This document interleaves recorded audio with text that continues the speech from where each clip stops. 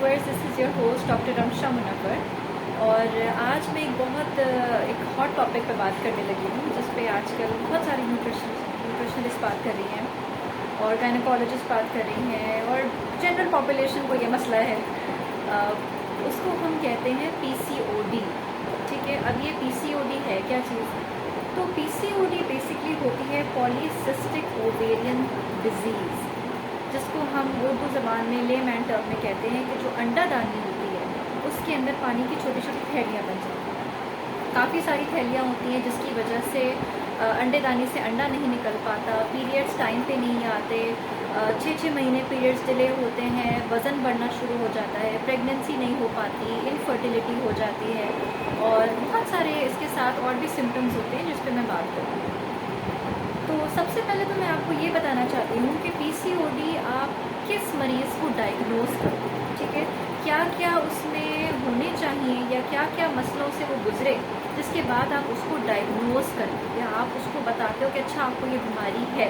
ठीक है, 3 चीज़ें हैं जिसमें से अगर 2 भी हों तो आपके अंदर ये बीमारी है, एग्जिस्ट करती है, आप बीमार हो, आपको इलाज की ज़रूरत। ठीक है, क्या क्या है ये सारी चीज़ें? एक तो ये कि आपने अल्ट्रासाउंड कराया, ठीक है, और अल्ट्रासाउंड के अंदर बच्चेदानी में छोटी छोटी पानी की थैली, वो 1 भी हो सकती हैं, वो 10 भी हो सकती हैं और 10 से ज़्यादा भी हो सकती हैं। ठीक है, दूसरा ये कि आपके पीरियड्स इरेगुलर का मतलब ये है कि बहुत ज़्यादा वक्फे के बाद आते हैं। ठीक है, यानी साल में अगर 5 या 6 पीरियड्स आपको आ रहे हैं और इससे ज़्यादा नहीं आ रहे तो आप इस क्राइटेरिया में लाए करते हो। ठीक है, और तीसरा मोस्ट इम्पॉर्टेंट रीज़न जिस पे हम यूजली लुक आफ्टर कर देते हैं, हम इसको इग्नोर कर देते हैं, वो है कि आपके अंदर मर्दों जैसी क्वालिटीज़ आना शुरू हो। क्या मतलब हुआ इसका? सबसे पहले आपके लिप्स, आपके चिन, आपके इन एरियाज़ में बालों की ग्रोथ का बढ़ जाना। ठीक है, एक्सेसिवली बढ़ जाना। आपने देखा होगा अमूमन कुछ फीमेल्स में होता है, या वो उसको इग्नोर कर देते हैं, वैक्स करा देते हैं, लेकिन उसका प्रॉपर इलाज नहीं करते। ठीक है, और ये समझते हैं कि चलो सिर्फ हेयर है, कोई मसला नहीं, आगे जाके हम ठीक कर लेंगे, बट वो इतने आराम से ठीक नहीं हो पाता। सेकेंडली, आपकी आवाज़ का भारी हो जाना। ठीक है, थर्डली, आपके चिन एरिया में, फॉरहेड एरिया में और ख़ास तौर पे चीक की जो साइड्स होती है, यहाँ पे पिंपल्स का बहुत तेज़ी से बढ़ जाना, निशान छोड़ जाना, ऑयली स्किन का हो जाना। ठीक है, और भी बहुत सारे रीज़न्स होते हैं, लेकिन ये जो 3 है ना, ये सबसे इम्पोर्टेंट है। तो अगर आपको लगता है कि आपके पीरियड्स इरेगुलर हैं, कम आते हैं, सेकेंडली आपने अल्ट्रासाउंड कराया, उसमें बच्चेदानी में अंडेदानी में ये पानी की थैलियाँ आ गई हैं, और थर्ड आपके जो ये मेल कैरेक्टरिस्टिक्स हैं, मर्दों वाली क्वालिटीज़, ये आना शुरू हो जाए। ठीक है, तो आपने क्या करना है?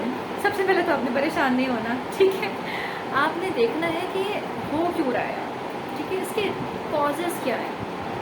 अच्छा, सबसे पहला जो कॉज मैंने अपने पेशेंट्स में देखा है वो ये है कि जो प्रोसेस्ड फूड होते हैं ना, जैसे हम लेते हैं, मैं नाम नहीं लूँगी उन ब्रांड्स का, प्रोसेस चिकन हम आजकल बहुत लेकर आते हैं, फ्रोज़न होता है, हमने निकाला, हमने फ्राई किया, हमने बच्चों को खिला दिया। ठीक है, हमारे लिए भी कन्वीनियंट होता है, लेकिन ये बच्चों की सेहत के लिए अच्छा नहीं होता। ठीक है, कोई भी प्रोसेस्ड सब्ज़ी हो गई, कोई भी प्रोसेस्ड फल हो गया, ब्रेड हो गया जो सफ़ेद आटे से बना हो, ठीक है, जिसको हम मैदा कहते हैं, उससे बना हो, उसमें कोई फाइबर या भूसे वाली चीज़ ना हो, कोई भी ऐसी चीज़ जो बहुत ज़्यादा ऑयली हो, जैसे हम घर पे कटलेट्स बनाते हैं, पराठे बनाते हैं, आपकी डाइट, अगर आपकी डाइट अनहेल्दी है, उसमें ये केमिकल्स, प्रिजर्वेटिव्स, आर्टिफिशियल फ्लेवर्स, इस तरह के प्रोडक्ट्स एडेड हों, ये एक बहुत इम्पॉर्टेंट कॉज है। और थर्ड जो सबसे इम्पॉर्टेंट कॉज है आजकल की फीमेल पॉपुलेशन में मैं बहुत ज़्यादा देखती हूँ, वो है इनएक्टिविटी, एक सेडेंट्री लाइफस्टाइल। अब ये सेडेंट्री लाइफस्टाइल क्या है?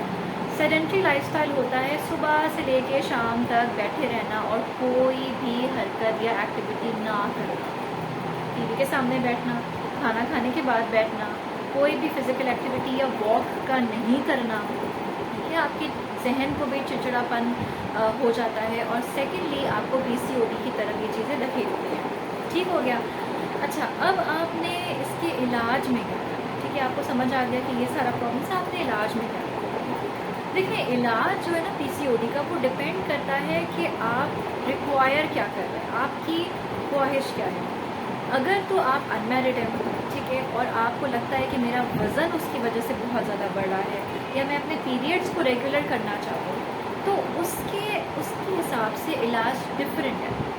अगर आप मैरिड हैं, ठीक है, और आपको ये लग रहा है कि 5-6 साल हो गए हैं शादी को और मुझे कंसीव नहीं हो पा रहा, ये प्रेगनेंसी नहीं हो पा रही, और आप हमल चाहते हैं, तो फिर उसका इलाज डिफरेंट, ठीक हो गया।